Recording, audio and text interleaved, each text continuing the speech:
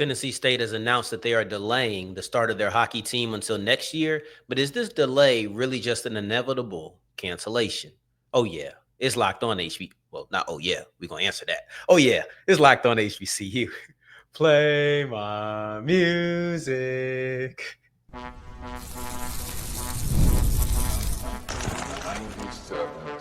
You are Locked On HBCU, your daily podcast covering HBCU sports. Part of the Locked On Podcast Network, your team every day. Going on, family? Welcome back to another episode of the Locked On HBCU podcast, your number one daily one-stop shop for everything HBCU athletics, Monday through Friday, part of the Locked On Podcast Network, your team every day. And now for Sam Darrion Gray, aka the Mouth of the South, Texas Southern alum and former TSU Herald sports editor and current site expert at Who Dat Dish and contributing writer at USA Today's Saints Wire. Thank you for going on this journey with me, making Locked On HBCU your first listen of the day, every day and every dayers. Remember, just because the mic cuts off does not mean that the journey is over. Just means it's time to follow me on X at South Exclusives. Starts with an S and ends with an S. I can already tell that today's Friday is about to be good by the way we opened up today's show. Always like to have a little bit of fun in the cold open. This episode is brought to you by Monarch Money. Take control of your finances with Monarch Money. Use code LOCKEDONCollege at monarchmoney.com for 50% off your first order. We'll wrap up today's episode with a look at the HBCU Swingman Classic and how it is Cardell Thibodeau's farewell to HBCU baseball. In segment 2, it is our feature Friday. Mo Williams is going into the Hall of Fame at the top of next month. So I thought, why not go through what this means for him and his legacy within the state of Mississippi. But let's kick off today's episode with the question. I know it sounded like I answered that question in the beginning of the show, but that's not the answer, right? Maybe you're new to Locked On HBCU. You want to make that clear. We go, oh yeah, no matter what the statement is. I could be HBCU football is in the dumpster. Oh yeah. It does not mean that I'm happy or that I am answering a question for any of my new listeners / viewers. But the question is, Tennessee State hockey, delayed or canceled? Technically, the answer is clear as day. It is delayed. But I think that this may be leading to an inevitable cancellation. And this has me really concerned because the news, the word, the rumors, everything around this right now feels like we're about to jump off of a cliff. You have to understand what kind of dynamic that we're in, what kind of climate that we're in. We're talking about Fisk University, who stopped their gymnastics program like that. Talladega stopped their gymnastics program like that. We have some new upstart, like Wilberforce has a gymnastics program. It's still going to be rolling. Morgan State has their wrestling program. We just talked about the success of them developing coaches from athletes. I thought that was really cool on a previous episode, I think maybe a week, 2 weeks ago. Delaware State women's wrestling is about to open up as well. So you have these upstart HBCU programs that are, of course, fascinating, but we want to look at the longevity. None of them have longevity yet. None of them have had the ability to get to longevity yet. It just hasn't been enough time, right? Like Morgan State has been rolling, but they haven't been around for a decade. There's no longevity in that because it literally hasn't been possible. Some programs have stopped early. It almost feels like this Tennessee State program is going to stop before it even gets started. And I hate to say that. I hate to be pessimistic because in general, I'm a very optimistic person. In general, I do like to see the bright side, but I think that I'm realistic more than I am optimistic. So if the optimistic side of me doesn't feel realistic, I'm not going to go with the former. I'm going to go with the latter. And right now, it's a lot of concern around Tennessee State. Right now, it just feels like, you know what? Tennessee State has all of these financial issues. The financial issues have led to them having to push back the hockey program start date by a year. Technically back to the original start date, though. I think that's important. It's important to note that originally Tennessee State's ice hockey program was supposed to start in 2026, and then they moved it up along the way, and now they're moving it back to 2026. Take that for what you want. For me, it makes a difference. For me, it makes a difference in how I view their clock, how I view their planning. Maybe they thought they had things better than they did. Anyway, we'll get into that in our summation at the end. The question that popped in my head when I saw the news that they were pushing it back from 25 to 26 was, is this a delay? Yes, technically. Is this a delay, or is this just a cancellation that's being delayed? I think that's an important thing to ask when talking about Tennessee State hockey. When talking about Tennessee State hockey and their decision to move their inaugural date from 2025 to 2026, you must ask yourself, is this truly a delay, or is this just a delayed cancellation? To me, the answer won't be known, but I'm feeling a little bit antsy because I'm listening to the talks about the funding. Let's say that they achieve their $5 million that they need. They need 2 years worth of funding to independently fund themselves. That means separate from the university. When those 2 years are up, what now? Can I say forget what I say right now, I'll ask you, can you say with full confidence that in 3 years, because you're going to have a year off and you're going to have the first 2 years of the program, in 3 years, can you confidently say that Tennessee State is going to have the proper funds and the proper plan to allocate those funds to support a new athletic program? Tennessee State has been grossly underfunded. That is not their fault. I'm not trying to say that it is, right? So if you want to say that in the comments, I understand and I will accept that. But I'm not trying to blame them for something that is not their fault. But it is the situation that we are standing in here today. We are standing in the situation that says Tennessee State does not have a lot of money. Tennessee State wants a new athletic program. Those two things don't normally go together, which means Tennessee State is going to have to. It's not voluntary. Tennessee State is going to have to get their funds together in order to support this team, because I would assume at some point the university is going to have to step in. It can't just be the Nashville Predators, the hockey team in the city that's funding them. It can't just be that. It has to be everybody, but it has to be the school. The Nashville Banter, this is where I'm getting the $5 million from. The Nashville Banter reported it was determined, this is a quote, it was determined the hockey program would need to be self-funded, meaning a budgetary goal of $5 million needed for the first 2 seasons would have to be met without support from the university. This is something that Kevin Westgarth said, the National Hockey League, the NHL's VP of Hockey Development. Deferring the inaugural season is the right step to build a foundation worthy of the university. TSU has faced challenges before and has always met them and come back stronger. We expect hockey to be the latest chapter of that story. Okay, I get it. I accept that. But is there a time limit? Because I think TSU, they did a great job. They did a great job saying we're going to announce this in 2023. We get a coach in 2024. We're not going to have our season in 2026. You know what? We're going to have it in 2025. That tells me things were going really well. That tells me at one point things were going phenomenally that you felt like you could move your timeline up a year. But what was I headed with that? Oh, so it tells me that you have this plan opening in 2023, not playing until 2026 or 2025. Pick a date. It doesn't matter. It's the same sentiment. You are having a slow burn because you wanted to fortify. You wanted to have a strong foundation. You wanted to step in knowing you could sustain. That's smart.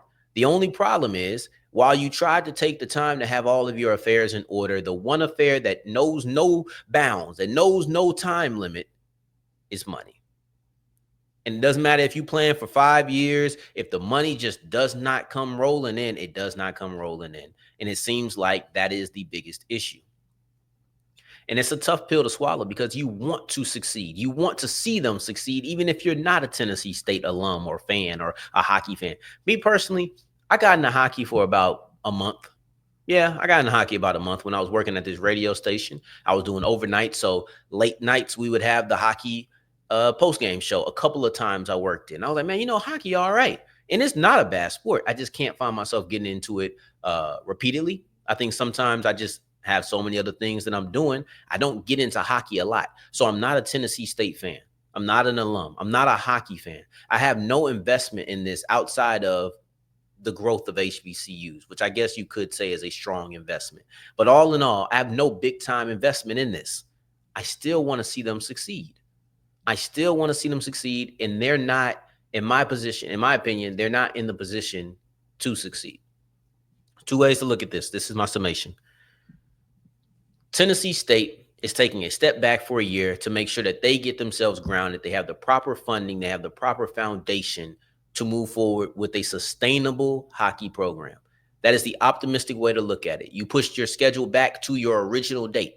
So you're not really behind schedule. You're right on schedule. You're just not ahead like you thought you were. It's like you hopped in the car, thought you were going to be 10 minutes early. Instead, you happen to be pulling up right at the time. So you are on time. You just aren't early. That's what I look at when I see Tennessee State's hockey situation from an optimistic view. The pessimistic view is you pushed yourself back, but you have these financial constraints that span campus wide. They are campus wide. The underfunding has hit the entire campus of Tennessee State. Where on the priority list, when they start allocating funds, is the hockey team?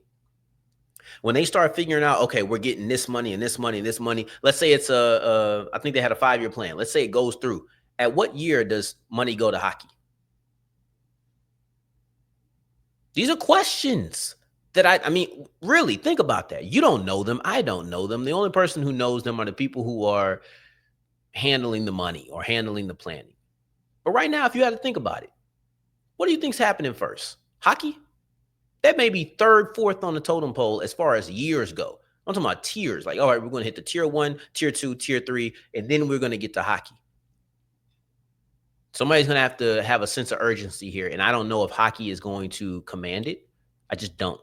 So the fear for hockey is not the fact that people don't want it, not the fact that you don't have a coach or players or that it's going to be successful. The fear is that it will never get off the ground because of the underfunding that Tennessee State has been provided with. It's been underfunded. Everything is going to be a trickle-down effect from there.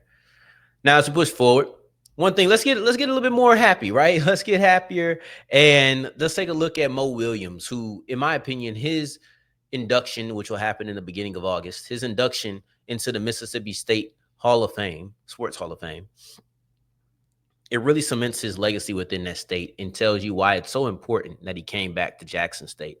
Let's explore that as we continue with Locked On HBCU. Today's episode is brought to you by Monarch Money. Have you ever wished that managing money just felt easier? With Monarch Money, it can be. Whether you're growing your savings or planning a big purchase, Monarch puts you in the driver's seat. It's like having your own personal CFO with full visibility and control over your finances. It's not just a budgeting app. It's a financial command center. It's honestly one of the best decisions that you could make. Have you ever wished that all of your accounts and spending was in one place? You can do that with Monarch Money. Have you ever wished that you had better guidance to hit that one financial goal that you really want to hit?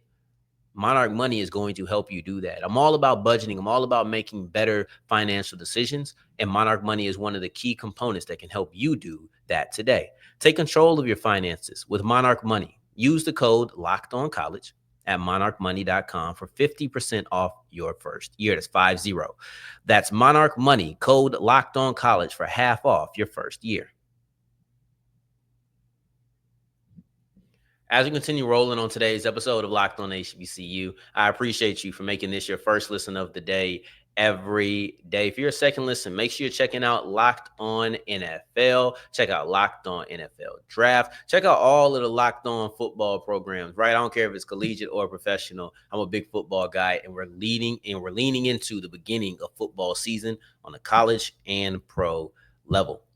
Speaking of the collegiate level, Mo Williams, the Jackson State men's basketball head coach, is now getting his proper due as a part of the Mississippi State Sports Hall of Fame.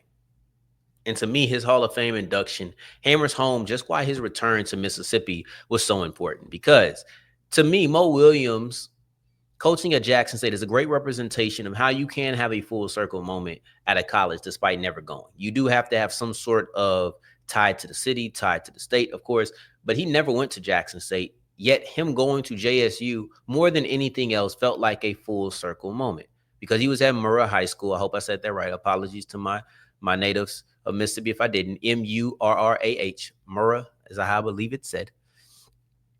But he's at Murrah High School, and he was Mr. Basketball in the state. He was a McDonald's All-American. So you're seeing somebody who was a really talented player. He did a lot, and this is how you get here. He's here based off what he was able to do in high school and then turn it into professional success. But right there is where we get tricky, because I know Mo Williams as a member of the Cleveland Cavaliers. I'm not expecting him to go into the Ohio State Hall of Fame or anything like that. I got to stop saying Ohio State or State Hall of Fame. I'm not expecting him to go into the Ohio Sports Hall of Fame. But what I am expecting is for him to, or excuse me, what I am realistic about is expecting this to play a part in his Mississippi Sports Hall of Fame case. Because if he was just balling at Murrah High School, then it wouldn't be, oh yeah, we got to put him in. No, he was balling in high school and then he went to the pros. But here's my thing is that when Williams left high school, he left Mississippi. And it wasn't until he got to Jackson State that he came back. So to me, I never connected him to the state of Mississippi.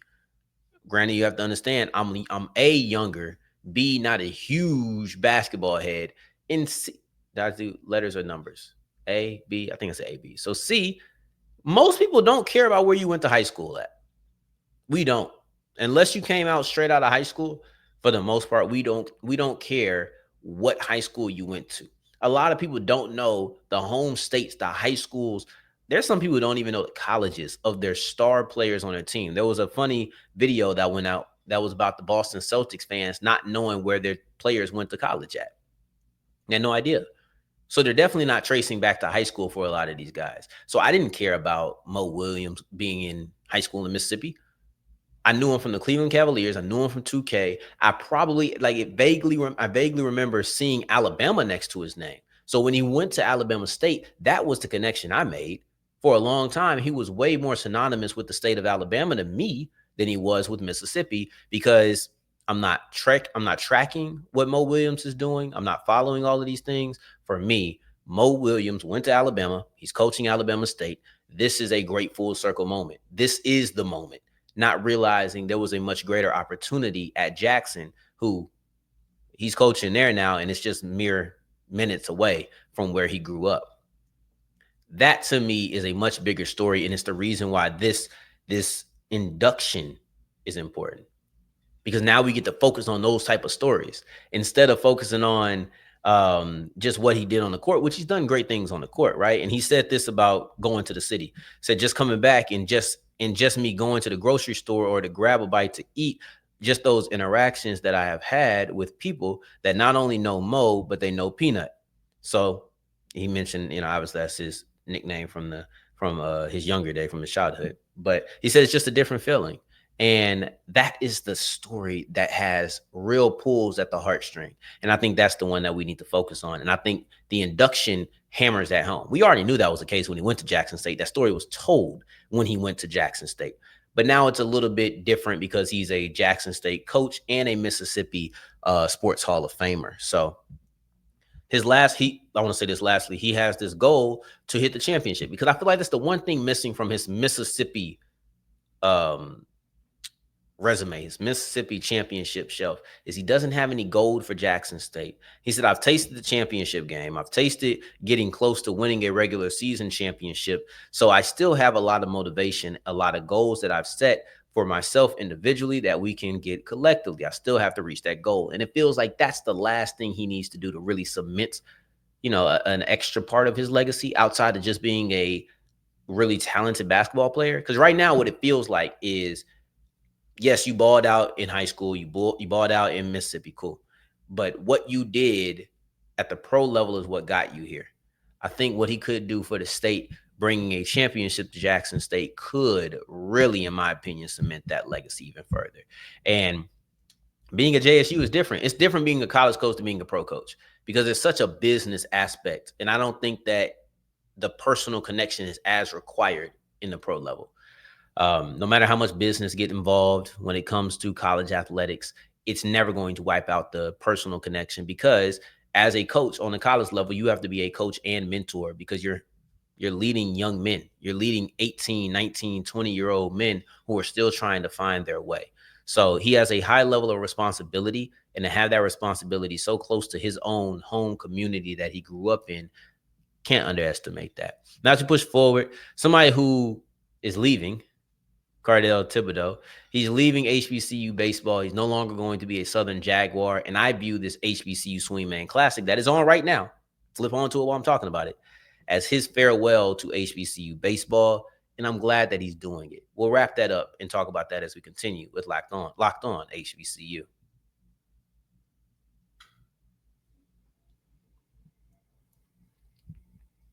As we're wrapping up today's episode of Locked On HBCU, I appreciate you for making this your first listen of the day every day, making it all the way to segment 3, and I thank you 2 times for that. Thank you. Thank you. As we begin our farewell segment, the HBCU Swingman Classic, in my opinion, is Cardell Thibodeau's farewell to HBCU baseball. The Classic is today, is right now, right? So like I said, flip it on, and you could watch it while you listen to me. Unless you're on the YouTube, then finish me first and then go watch what you got to watch. Unless you're on the TV, watch on YouTube.